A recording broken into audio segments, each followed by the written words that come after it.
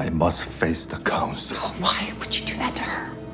Spoiler alert, the conclusion of Acolyte Episode 7 sheds light on Brendok and the sad circumstances that led to the transformation of Jedi into liars. After the Acolyte's third episode left many issues unexplained, Episode 7 was eagerly awaited. The show has been hinting for 4 episodes that answers regarding the terrible night on the planet of Brendok will be revealed. But Mae and Osha's childhood was full of unanswered questions. The conclusion of Acolyte Episode 6 demonstrated that these solutions were at last available, and Episode 7 provided them. By the time of the conclusion of the Acolyte Episode 7, new information concerning the true fate of the Brendok witches had emerged. For a week, we will put the Acolyte's Sith Lord Qimir aside, as Episode 7 explains the precise part the Jedi played in demolishing Brendok's citadel. This is intrinsically related to the destiny and beginnings of Mae and Osha, their eventual state, and how a string of terrible miscommunications might lead the Jedi Order members to deceive the Council. I was going to let Osha go.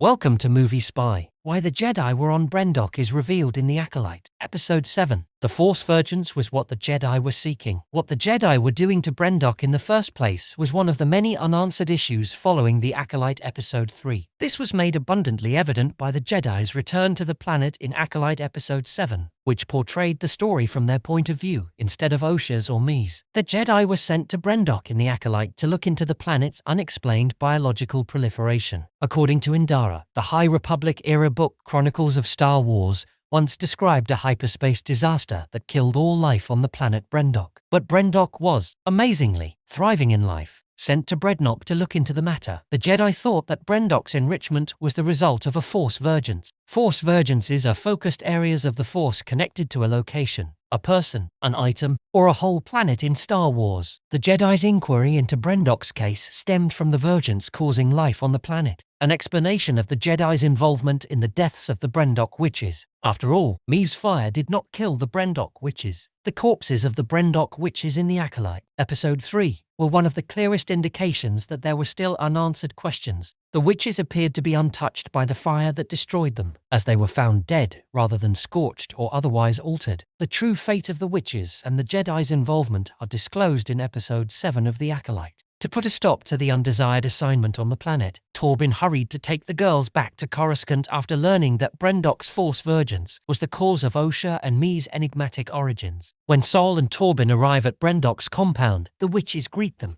Saul is pursuing Torben. Mae seems to inform Anasaya that Osha's life is in danger due to the fire she created, escalating tensions. Saul lashes out in fear as Anasaya tries to save Osha with darkside Force strength. Anasaya is killed by a lightsaber stab by Saul, who then provokes her coven to attack the Jedi. The remaining witches utilize their abilities to penetrate Kelnaka's head and force him to fight Saul and Torben as he arrives to aid his friends. When Indara arrives, he uses the Force to free Kelnaka's consciousness and subjugate him. The last of Brendok's witches dies and falls to the ground as a result. As for why, this is probably due to the pressure of defeating Kelnaka and Indara's resistance. Gaining control over a Wookiee's mind would probably be a difficult task, made even more difficult by Indara's Force abilities. Forced conflicts can, in severe circumstances, result in death. As Luke's death in The Last Jedi made clear, Brendok's witches perished as a result of Indara's strength being too great for them. In the Acolyte Episode 7, Mother Coral managed to escape Brendok. Will she have a more significant role in the future? In the Acolyte, Episode 7, Mother Coral is the subject of one of the major revelations. The Acolyte Episode 3 demonstrated that Coral possesses a greater sense of gloom than Anasaya. This darkness was highlighted during the Episode 7 return to Brendok. Coral forced her child to stop Osha from leaving, which made her partially to blame for the fire that Mae ignited. Later, when the Jedi arrive at the compound, Coral's hostile behavior and Saul's choice to kill Anasaya play a factor in sparking a fight between the warriors. It's interesting that Coral runs away before the fight can finish. Coral has the same capacity to change into a cloud of darkside energy as Anasaya.